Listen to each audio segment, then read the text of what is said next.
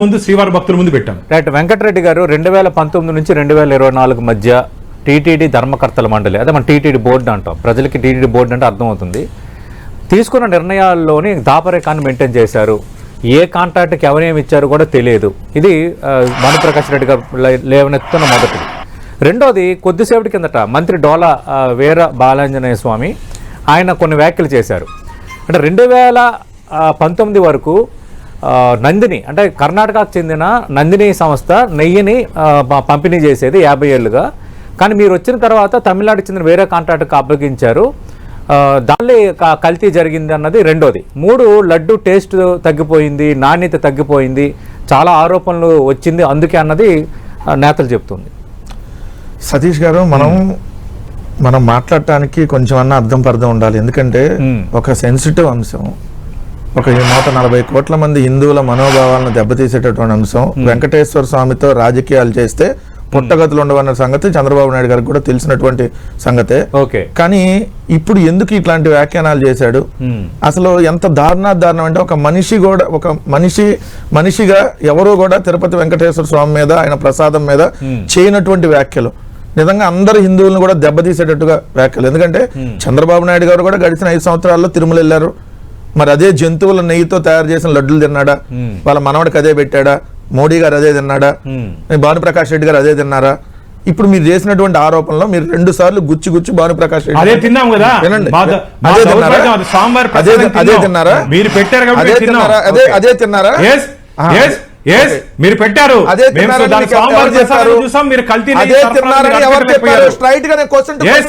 అంటున్నారు కదా,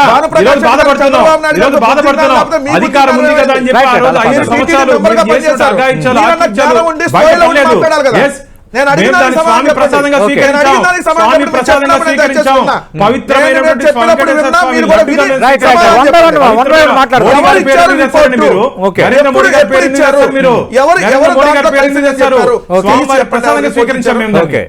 అడిగిందని సమాధానం చెప్పడం భానుప్రకాష్ రెడ్డి గారు. యాంకర్ గారు 2 సార్లు అడిగారు, సతీష్ గారు స్కిప్ చేశారు. మీరు మోడీ గారి పేరు ఎందుకు తెస్తారండి? మోడీ గారు ఎవరిదైనా తీసుకొని వస్తాం, ఎవరిదైనా తీసుకొని వస్తాం, అందుకని అడుగుతున్నా. ఇప్పుడు పదకొండు స్థానాలు ఇచ్చేది, ఇంత అహంకారంతో ఉన్నారు కాబట్టి, ఇంత అహంకారంతో ఉన్నారు కాబట్టి మీరు 11 స్థానాలకు ప్రజలు పరిమితం చేస్తారు.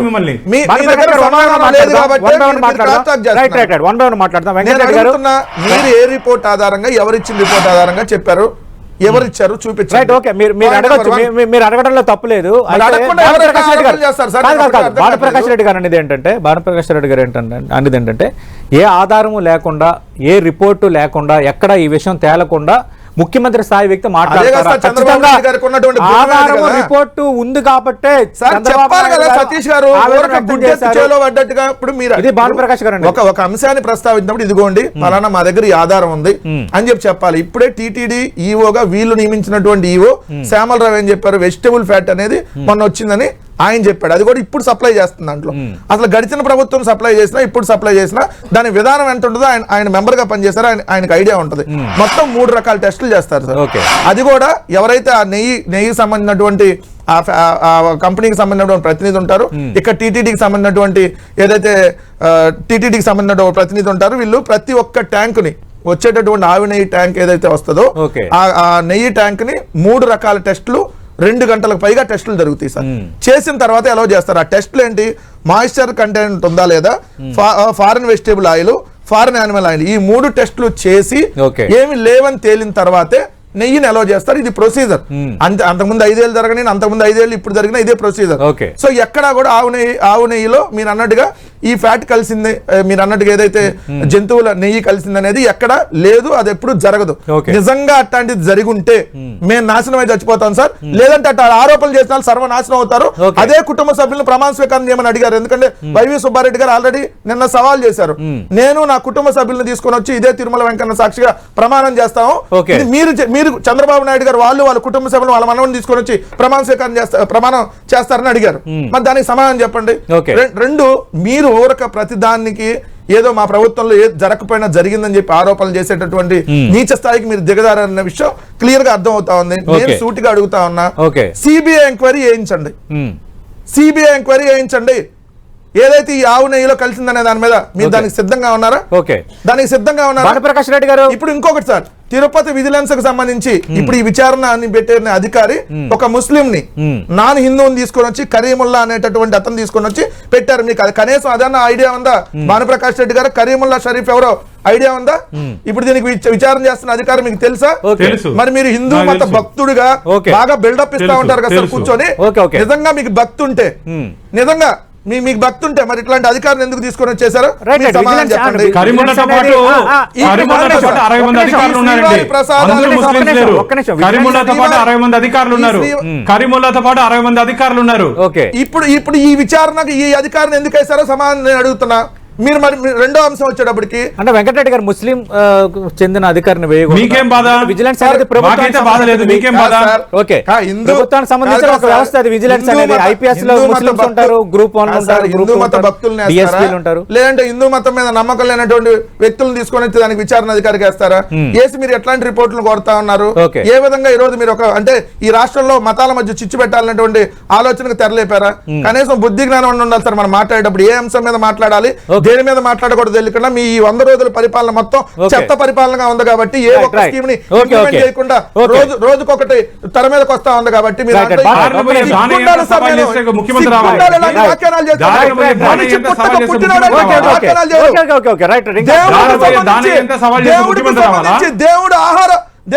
దేవుడికి సంబంధించినటువంటి ఆహార ప్రసాదాల మీద ఇలాంటి వ్యాఖ్యలు చేశారంటే మనిషి పుట్టుకు పుట్టాడు ఎవరు చేయడు.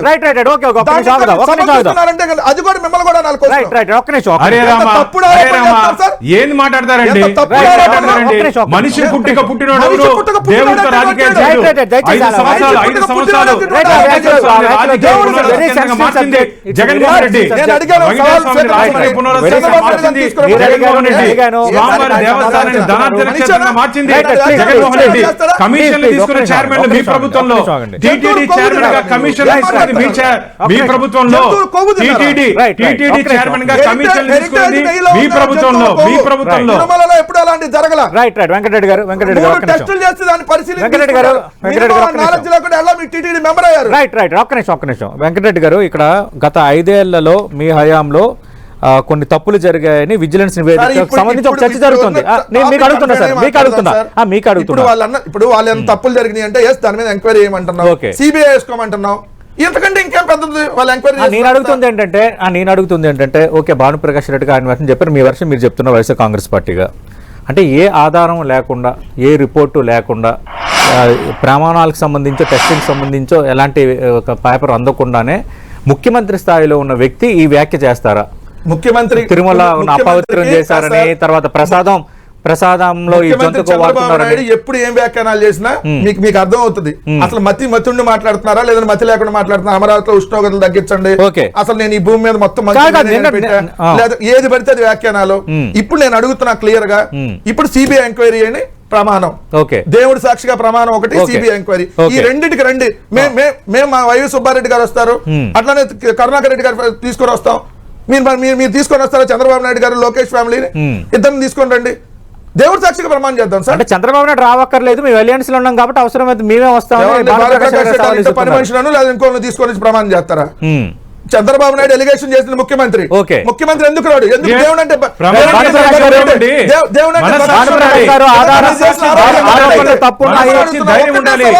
చంద్రబాబు నాయుడు రావాలి, ఖర్జూరపు నాయుడు గారు రావాలి, ఏందండి ఇవన్నీ? అయ్యా ఏం మాట్లాడుతున్నారు భానుప్రకాష్ రెడ్డి గారు? ఖర్జూర్ నాయుడు ఆడొస్తాడు, ఆయన లేడు కదా భూమి మీద. భూమి మీద ఉన్న చంద్రబాబు నాయుడు గారు మీరు కూడా వాస్తవాలు మాట్లాడండి, వెంకటేశ్వర భక్తుడిగా మాట్లాడండి. చేసిన తప్పులు 5 సంవత్సరాలు తప్పు చేయలేదా? తిరుమల క్షేత్రంలో తప్పు జరగలేదు చెప్పండి. కమిషన్లు కరుణాకర్ రెడ్డి కమిషన్లు తీసుకోలేదా? మీ ఆత్మసాక్షికి చెప్పండి, మీ ఆత్మసాక్షికి చెప్పండి, మీ ఆత్మసాక్షికి చెప్పండి. ఇటువంటి జరగల. ఇదే ప్రమాణం. కరుణాకర్ రెడ్డి గారు కమిషన్ తీసుకోలేదా? ఇంజనీరింగ్ పనుల్లో కమిషన్ తీసుకోలేదా? కమిషన్ తీసుకోలేదా చెప్పండి. భానుప్రకాష్ గారు వచ్చింది. అలాగే శ్రీవాణి ట్రస్ట్ ఈ అంశాలన్నిటికి సంబంధించి మీరు చాలా సందర్భాల్లో మాట్లాడారు, మనం డిబేట్లు కూడా నిర్వహించాము. ఈ రోజు ఇష్యూ ఆధారాలన్నీ బయట పెడతాము. అదే ప్రసాదం, అదే జంతువులు, ఆ జంతువులు కొవ్వు నిజంగా ప్రధానమంత్రి మోడీ గారు అమిత్ షా గారు తిన్నారంటే మరి ఎందుకు మేము బయట పెడతాము. ఎందుకు అక్కడ జరిగిన అరాచకాలు, అవినీతి, అపచారాలు, అరాచకాలు, అవినీతి, అపచారాలు, మళ్ళీ చెప్తున్నా, అరాచకాలు, అవినీతి, అపచారాలు మీద పూర్తి నివేదిక మేము బయట పెట్టాం. మేము ఎవరికి భయపడాల్సిన అవసరం లేదు, ఎవరికి భయపడాల్సిన అవసరం లేదు. అందుకని 5 సంవత్సరాలు తప్పు చేశారు కాబట్టి 5 సంవత్సరాలు తప్పు చేశారు కాబట్టి 11 స్థానాలు పరిమితమయ్యారు వాళ్ళు. దేవుడితో రాజకీయాలు చేస్తా ఉన్నారు ఈ కూటమి అసలు ప్రజలు. భగవంతుడి గురించి, వెంకటేశ్వర స్వామి గురించి మాట్లాడే నైతిక హక్కు లేదు. క్రిమినల్ రికార్డ్స్, క్రిమినల్ చార్జెస్ ఉన్నది బోర్డు మెంబర్లు వేశారు. ఎట్లా వేస్తారండి? భగవంతుడి మీద నమ్మకం ఉందా జగన్మోహన్ రెడ్డి గారికి? నమ్మకం ఉంటే ఎలా వేస్తాడు? భగవంతుడి మీద నమ్మకం ఉంటే క్రిమినల్ చార్జెస్, సిబిఐ కేసులు ఎలా వేస్తారండి? వైఎస్ఆర్ కాంగ్రెస్ పార్టీ నేతలు గానీ అప్పటి ముఖ్యమంత్రి జగన్మోహన్ రెడ్డి గానీ వెంకన్నతో గేమ్స్ ఆడారు, రేపు పొద్దున ఫలితం చూస్తారని మంత్రి డోలా కొద్దిసేపటి కింద ఒక కామెంట్ చేశారు. మీరు చేసిన కామెంట్ మిమ్మల్ని ఉద్దేశించి ఆయన కూడా మేము అదే అంటున్నాం. దేవుడితో ఇప్పుడు రాజకీయాలు చేస్తున్నారు, చేస్తున్న వాళ్ళకి పుట్టగతులు లేకుండా రేపోతారు. ఇప్పుడు నిజంగా మేము అట్లా చేస్తే ఏదో సంవత్సరంలోనో 2 సంవత్సరాల్లోనో మీరు అన్నగా మాకే ఏదో అవుతుంది, లేదంటే వాళ్ళకైతే దాన్ని ఒప్పుకుంటారా? వాళ్ళు ఆరోపణలు చేశారు ఆ రోజైనా. ఎందుకంటే ఇప్పుడు దేవుడి సాక్ష్యం ప్రమాణం చేయడానికి రావట్లేదు. అడ్డం పెట్టుకొని రాజకీయం చేస్తే, భగవంతుని పెట్టుకొని రాజకీయం చేస్తే, నేను భగవంతుని పెట్టుకొని రాజకీయం చేస్తే మేము రాజకీయం చేసిన అవసరం లేదు, రాజకీయాలు చేసిన అవసరం లేదు, రాజకీయాలు చేసిన అవసరం మాకు లేదు. ఓకే భానుప్రకాష్ గారు, ఎందుకు సార్ అడ్డంగా రోజు అబద్ధాలు అడ్డం పెట్టుకొని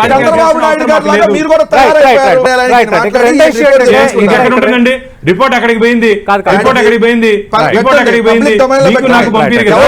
వెంకరెడ్డికో వెంకరెడ్డికో బాలప్రకాష్ రెడ్డికో పంపిణీ కదా. రిపోర్ట్ ఉందంటున్నారు.